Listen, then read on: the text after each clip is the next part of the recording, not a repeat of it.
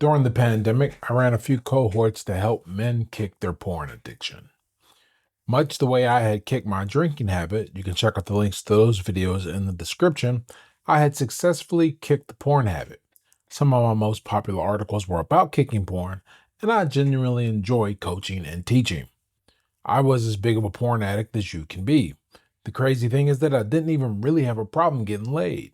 Back when I was younger, better looking, and had more hair, and was knocking cats out every weekend in my amateur boxing career, I had no shortage of girls. Now, I'm not going to say they were throwing themselves at me because that definitely wasn't true most of the time, but I was not the lonely, overweight, socially awkward image most people have of a guy who's hooked on watching other people have sex.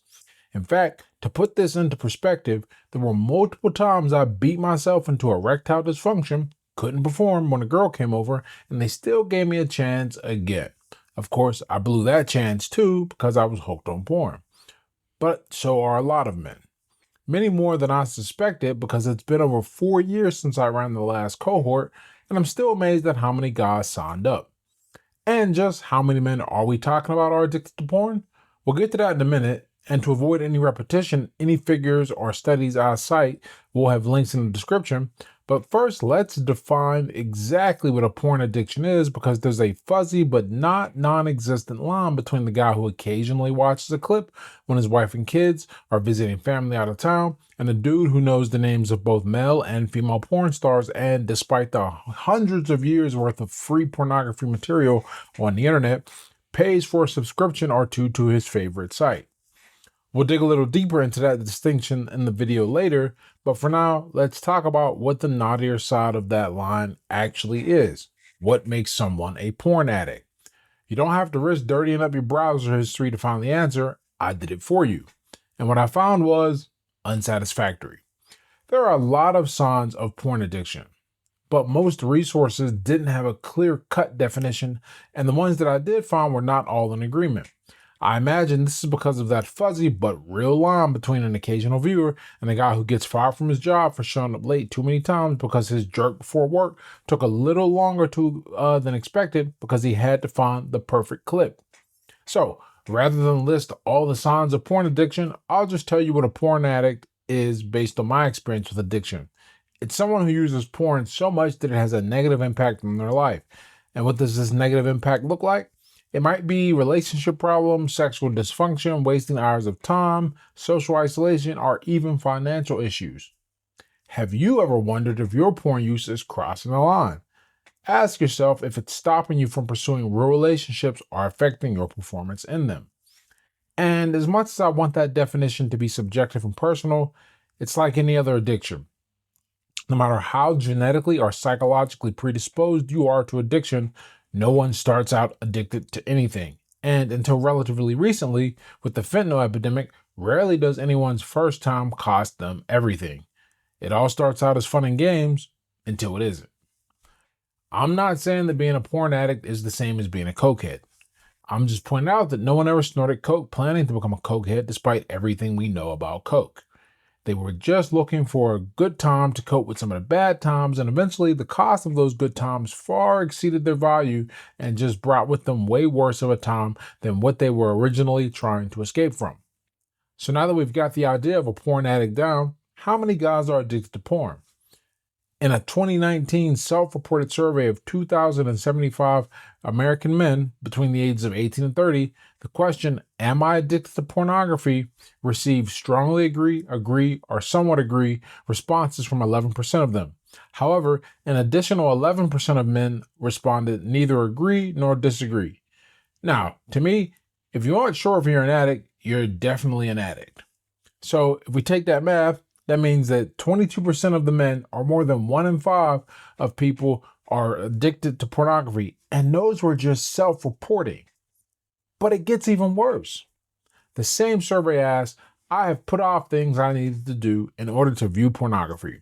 A total of 13% again said strongly agree, or somewhat agree. And an additional 10% were neither agree nor disagree. If you're putting off stuff you need to do to watch porn, you're definitely an addict. And these were self-reported numbers, so the actual number was almost certainly higher. Based on my experience working with these men and examining additional surveys on pornography consumption patterns, I think the real number is somewhere between 30 and 35% of men who have problematic relationships with pornography, and it's really negatively affecting their life in significant ways. That realization is what led me to create my cohort, brilliantly named the Dick Detox. This video will cover what I learned about pornography addiction from helping those 500 men, why porn addiction is so difficult to beat, and ultimately why I decided to no longer run the cohorts despite it being an emotionally satisfying and relatively lucrative business model. You'll also learn why I'm terrified for the next generation of men. Now, the hardest part about trying to quit internet porn is that you can't avoid the place where it's served, the internet. If you're trying to quit drinking, you can stay out of the bar and not hang around people who drink. If you're trying to quit smoking, you can just stop buying cigarettes. If you're a crackhead, you stop hanging around the trap house. While you need more than abstinence and willpower to kick a bad habit, changing your environment goes a long way in helping you get your life back. But it's the year 2025. You can't just stop using your computer, smartphone, or the internet. But you can do the next best thing, which is use today's sponsor, Quitter. Quitter is the flagship app designed specifically to help men break free from porn addiction, trusted by over 250,000 men, that's 250,000, who are taking back control of their lives. What makes Quitter different is their comprehensive approach that tackles the problem from every angle. When your urges hit hard, Quitter's emergency panic button gives you immediate tools to overcome these critical moments of temptation. Their advanced content blocker works across all platforms to keep triggering material out of sight and out of mind. But Quitter knows that blocking content is just one piece of the puzzle. That's why they provide personalized recovery plans tailored to your specific habits and challenges. Track your progress with their intuitive dashboards that show your streaks, offer detailed analytics, and even includes meditation resources to build mindfulness. If you're feeling alone in your struggle, you can connect with Quitter's supportive community through forums and private group chats filled with others on the same journey. And when you need guidance at 3 a.m., their AI therapist, Melius, is available 24/7 to provide personalized support right when you need it most. Users report dramatic improvements not just in breaking their addiction cycle, but in their overall mental health, focus, and quality of life. Quitter understands recovery isn't always linear, so they've built in features to help you learn from setbacks and maintain motivation throughout your journey. Take the first step towards a more fulfilling life today with Quitter by checking them out at the link in the pinned comment, or just go to quitter.com. So, let's start with something that isn't so surprising, but has some profound implications that I don't think many people consider when discussing this topic. Men of all ages and stations in life are addicted to porn. Between my group coaching cohorts and private coaching, there were guys as young as 18, the youngest age I'd let anyone join, up to guys in their 60s. There were single guys, married guys with kids, and guys who, much like my case, had no problem meeting women. A lot of these guys were exactly what you imagine when you think of porn addicts, but many of them weren't. Also, keep this point in mind for a later point I'll make in the video. There were Christians, Muslims, Jews, Hindus, and Sikhs in the group at different times. No one's moral or ethical systems grant them immunity to internet porn addiction, but internet porn addiction is not like other addictions. I've been precise in my description of the problem, calling it internet porn addiction compared to just porn addiction, because the adjective internet makes all the difference in the world. Here's what I mean. As of this recording, I'm 40 years old, so I spent my teenage and young adult years in the 90s and 2000s, or as I like to refer to them when talking to anyone born after 9/11, the before times. We didn't have commercially available internet when I was born. Then was the internet you could only use if no one else was on the phone. The next step was DSL, which was way faster and let you use the internet while people were on the phone, but it was slow as hell compared to today's internet. None of this technology would even become wireless until 2003, the year I graduated high school. And even once it became wireless, cell phone technology was still in its infancy. Only a few people had them, and none of them were smartphones because the first iPhone wasn't released until 2007. And it's no coincidence that Pornhub was released a year after, in 2008. The critical impact of early exposure is underestimated. A 2022 report by Common Sense Media found that the average age a person starts to view porn is 12, with 15% of them reporting seeing it under the age of 10. Now, I'm not saying that 12-year-olds weren't looking at porn in 1997, the year I turned 12. But I am absolutely saying that fewer were, if for no other reason than it was prohibitively difficult to acquire. Back in my day, if you wanted to watch porn, it was hard to get a hold of and even harder to hide. You had to visit a shady adult entertainment store in a seedy part of town. Not only did you have to visit a store, but you also had to keep your magazines, VHS tapes, and DVDs somewhere. The VHS tapes came in these big, gaudy, explicit, colorful boxes that were unnecessarily oversized and drew your eyes to them even without the picture of a girl getting railed on the front. DVD cases were sized like normal DVDs, but they too had the attractively lewd color palette. Most guys my age got their first exposure to pornography by finding a relative's collection of VHS tapes or DVDs, aka their porno stash, so there wasn't much easier either. 24/7 access that you could discreetly carry with you did not exist. This is a big deal because of the critical timing of this exposure. Adolescence is one of the most active and formative periods of brain development. As Dr. Donald Hilton, a neurosurgeon who has studied this topic for decades, explains, when you learn something at this age, it leaves an impression that sticks. The adolescent brain is extremely impressionable. It's literally establishing the foundation of neural pathways that will influence development for the rest of their lives. And what's happening? Today's 12-year-olds aren't just stumbling across occasional nude magazines like I might have in the 90s. They're being exposed to unlimited high-definition streaming hardcore pornography that's more accessible than ever before. This matters because pornography actually causes measurable changes in the brain. MRI scans show alterations in both gray and white matter, and the brain's reward system starts functioning differently. These changes mirror what we see in drug addiction. It's that powerful. Have you ever wondered why it's so hard to quit once you're hooked? This is literally why. Your brain has been rewired. What's even more concerning is what Dr. Hilton calls perceptual learning. Early and repeated pornography exposure combined with masturbatory conditioning literally programs sexual templates and preferences that can last a lifetime. These aren't just habits. They become wired into the fundamental structure of the brain. Think about it. For many of these young people, pornography becomes their primary sex education. And what's it teaching them? Boys learn to coerce girls, girls learn to accept exploitation, sexual aggression gets normalized, and because this is happening during a critical development period, these lessons don't just remain surface level ideas, they become deeply embedded in how these young people come to understand sexuality. This isn't just harmful in the moment. These neurological changes can affect relationships, attitudes, and behaviors throughout adulthood. The patterns established during adolescence, when the brain is so malleable, can persist for decades. So when I talk about internet porn being different from anything we've seen before, this is what I mean. We have an entire generation being exposed to this content at exactly the age when their brains are most vulnerable to its effects. This isn't just about bad habits. It's a fundamental change to brain development that can alter the course of a person's life. And it's had some interestingly unexpected consequences. Gen Z, the people born after 1997, are having less sex compared to millennials, my generation, and Gen X. In fact, they're having about the same amount of sex as the boomers. It makes sense for older people to be getting down less for a variety of reasons beyond the scope of this video, but it's cause for alarm when the people who are most attractive and full of hormones are doing it as much as people who are postmenopausal and have an average testosterone level of 200 nanograms per deciliter. Now, suspend any judgment you might have about this fact and just consider what it means. Consensual sex, typically, though not always, is part of a relationship. Maybe not a formal one, but some level of familiarity is required, and a guy has to take risks and risk rejection to get there. But why go through all that when you can just load up your favorite free streaming porn site? It's not the real thing, but it's close enough.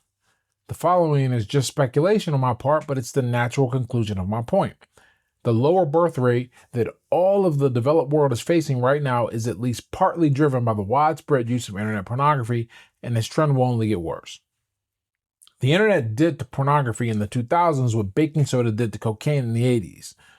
It allowed the same product to be sold at lower prices with greater profit margins to a larger audience with much greater addictive potential. However, unlike crack, pornography that doesn't involve minors isn't illegal, and you can do it in secret. If you want to smoke or drink, you can do it alone. But most people do these things socially until they become addicted. And even then, the guise of socialization provides a high level of plausible deniability. You're not an alcoholic as long as you get blackout drunk with the homies, but the moment you have a few beers to unwind after work, people start asking questions and looking at you sideways. Porn, on the other hand, is a solitary habit. Unless you're into some freaky stuff, you're watching it alone. You're waiting until the kids are out of the house, or if you're like some of the dudes I worked with, you're locking your office door and hoping your wife doesn't figure out how to get in when you're in the middle of jerking it off. Ultimately, the most common root cause I found when working with guys was the porn was just easier. For young guys, porn was easier than working on themselves to pass the attractiveness standards of a non-repulsive woman, approaching said woman and trying to initiate some type of relationship and dealing with the emotional sting of rejection if they failed. For guys in relationships, porn was easier than forming a solid connection with their wife and confidently expressing their sexual desires, or in some cases, having a difficult conversation about mutual physical attraction and making an effort to be sexually enticing to one another.